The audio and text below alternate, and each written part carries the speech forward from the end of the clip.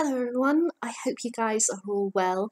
Today is Armistice Day and there's just been an absolutely beautiful service I've just watched on telly, very emotional this year, with the 100th anniversary of the end of the First World War. But I'm not here to talk about that. I'm here to talk about the book that I've been reading for the past week. As you know, I'm going through Jane Austen's books, and this time I'm here to talk about Emma. Now, Emma is a reread for me. I have read it, but it was like 10 plus years ago when I read it, and I've only read it the once. So even though it was a reread, it kind of felt like a new read for me. Because even though I love the story of Emma, I know the various things that happen, I couldn't remember the writing structure and such. And as you'll have seen in my review videos so far, going through Jane Austen's books, I've been talking a lot about structuring and how she keeps on flipping back and forth, and how that has been a bit of annoyance for me personally. So I couldn't remember details on the writing style of Emma, and I think it's probably because I'm pretty sure Emma was the first book of hers that I read, and so as I said, like way over a decade ago. I can't remember. So I kind of, even though it was a reread, it felt like a new read going in. Emma, in case you don't know, is about a girl called Emma. She lives with her elderly father, and they live in this village. And pretty much she has never left. Everything that happens in this village, she knows about. She's about 17, 18, and she very much likes to play matchmaker. She knows everything that goes on in every household. She's constantly hearing out conversations between people, and she likes to get into people's business, and in the process of this story she comes to meet a girl called Harriet, and she is obsessed with trying to find Harriet the perfect match. But in the course of achieving that, she comes into these various situations which cause everything to go wrong for Harriet, and obviously situations with her that she gets caught up with in that she has to sort out, and she really does kind of grow up in the course of this book. Now, when it came to the character of Emma, as I said, because it's been like a decade since I last read it, but I love the story of Emma. I knew the various characters and everything, but I was really critical of her. As I was reading it, it's really strange. I don't know if it's just because I'm older, so I've just kind of reached that point where I just see her as this young teenage girl who doesn't quite know where the limit is, and so I'm going, oh god, this is just awful. You know, not awful, but like, Emma, you really shouldn't be doing that. Be more mature, do the right thing, and forgetting that she is this teenage girl. So yeah, so I felt kind of bad a bit that I was being critical about Emma, but then she is the main character, and you can't, if she is our protagonist that we are following, you can't help but be critical of her. She has her good qualities, and she has her bad ones too. Her bad ones, as I said, she's very nosy, she's snobbish, she kind of shoots her mouth off, she doesn't care about hurting people's feelings as long as it means that she gets the result that she gets. But at the same time, she is very loyal. She is lovely to people who she knows, but as I said, at the same time, she's got this agenda thing that as long as she gets what she wants in the end, she'll be really lovely to you. She loves her father very, very much, and she very much values her friendships, but then you could say that at the same time, because of what she does to Miss Bates, of embarrassing this woman in front of all of their friends, who has raised Emma, not raised her, but she's visited her probably every single day since she was a baby. So she feels like she has raised Emma, and Emma's just completely embarrassed her in front of everyone that they know. It's really horrible when she does that. So I found myself very, very kind of critical of Emma. But overall, I found her, even though she is annoying, she has her issues and such, I find her an endearing character. I think once she's realised what she's done wrong and she has grown up, I respect her. I do respect her as a woman. She's still got stuff to learn. Don't get me wrong. At the end of the book, she's not a saint. She still, has some things she needs to iron out. But I feel like I would want to be her friend at the end of the book. I would be happy to have Emma as a friend. Mr. Knightley is a big, big character in this book, and what he does to bring Emma to the point where she is at the end of the book. I love Mr. Knightley. I think he's one of my favourite of Jane Austen's male characters. He's much older than Emma, and so he knows and understands the world in a way that she doesn't. And I like that playing off of each other.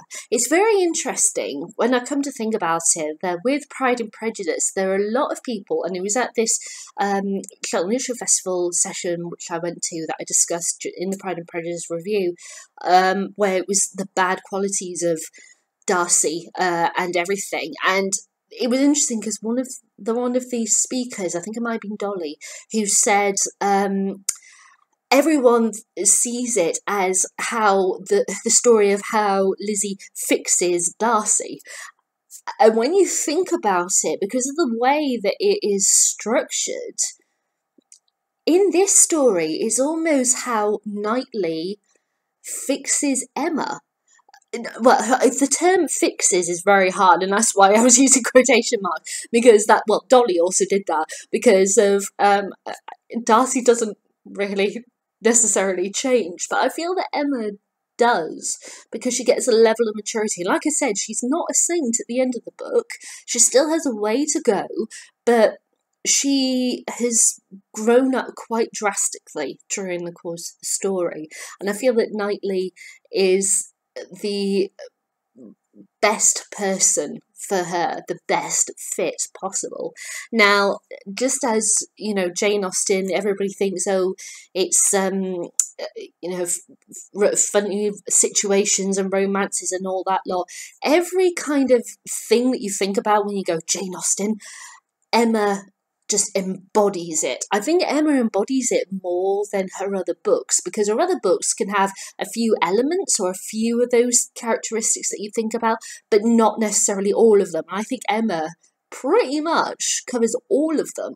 So I would say, yeah, if you're wanting a Jane Austen book that ticks the boxes of every possible Jane Austen convention and such, Emma is the one to go to. Now, earlier I was saying about the writing structure and how I've had this kind of tug of war, in a sense, with the Jane Austen books that I've read so far, because they've either been very blocky with no dialogue, or you suddenly get Pride and Prejudice where you've got these full, beautiful conversations happening, and yes, there is some blockiness, but it's level. It feels more natural. It feels more like a modern novel would be written like. And so, because I went, Sense and Sensibility was blocky, Pride and Prejudice was good, Mansfield Park was blocky, I was like, oh god, what am I going to be like going back to Emma, because I can't remember what it was like.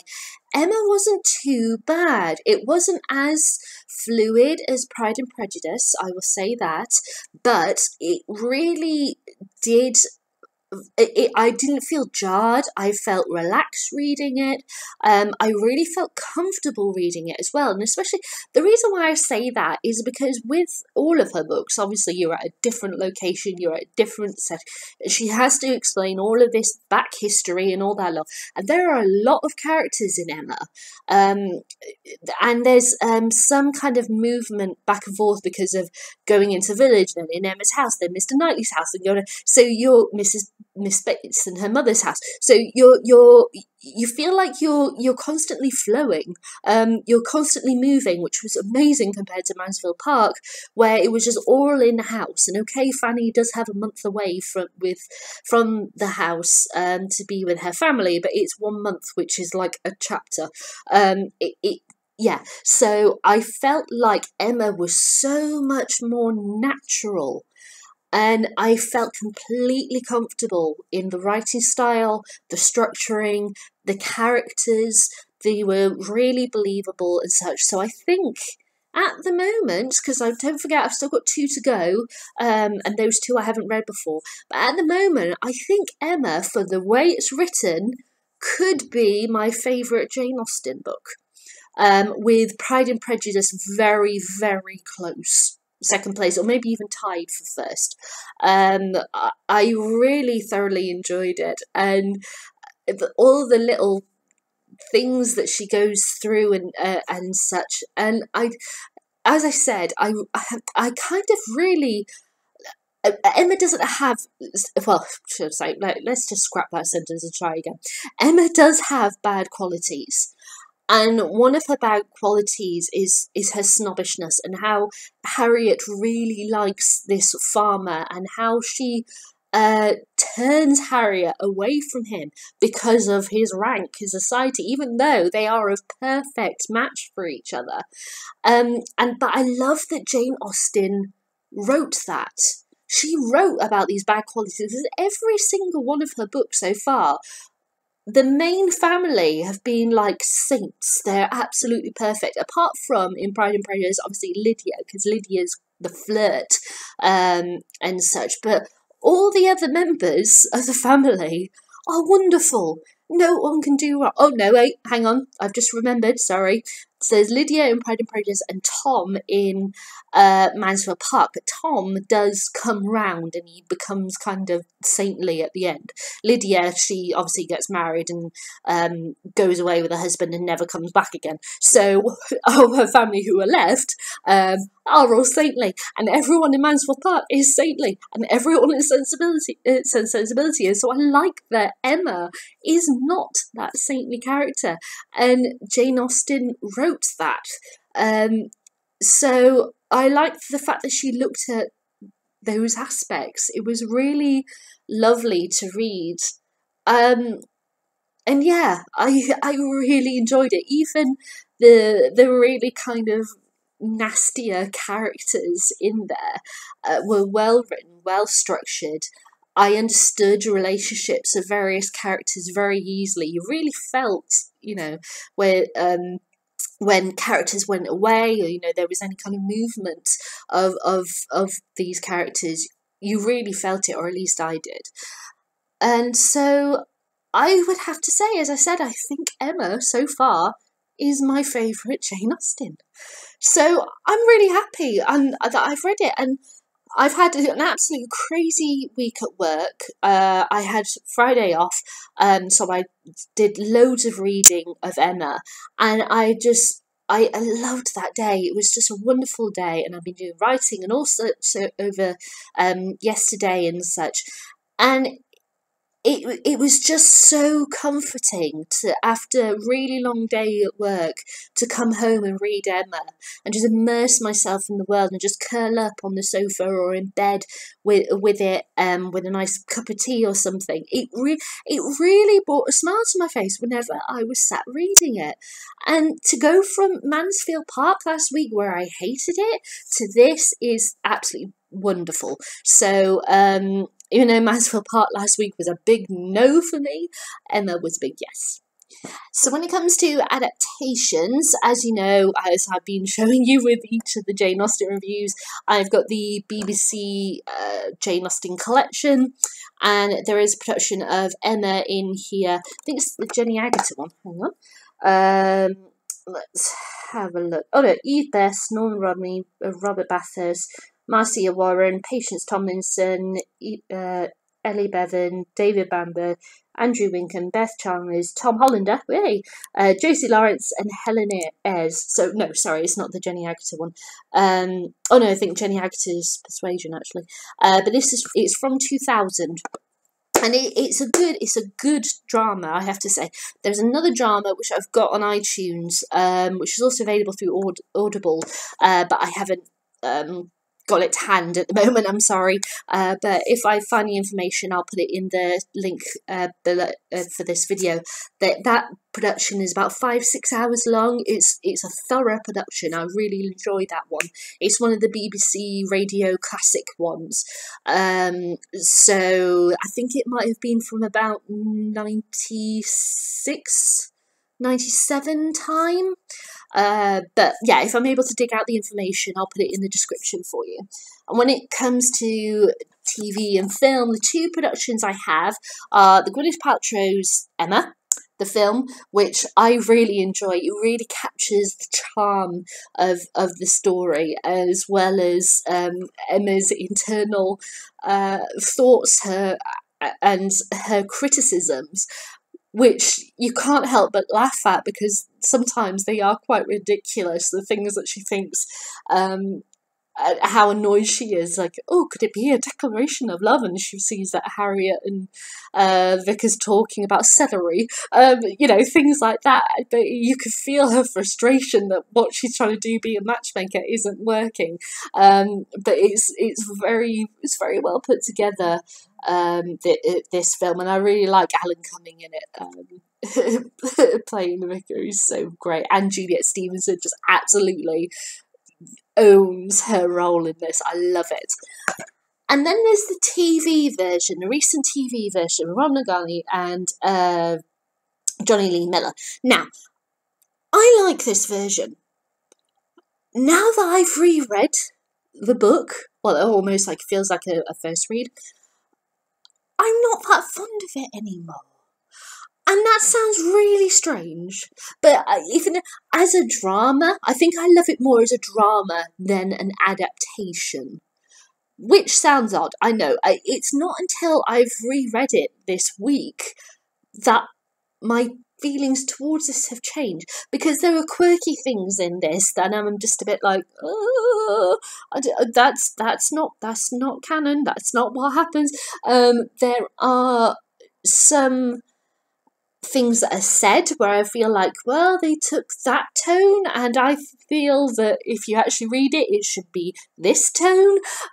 So it's not quite there, whereas I feel the film version is closer to there. But as a drama, I really like how it's stylized. The script, I really like the script. I like things like they really get into, at the very beginning, you see Emma as she grows up. You understand like Miss Bates, and how she loves Emma so much that when Emma embarrasses Mrs. Bates, you really feel it, and I really appreciate things like that.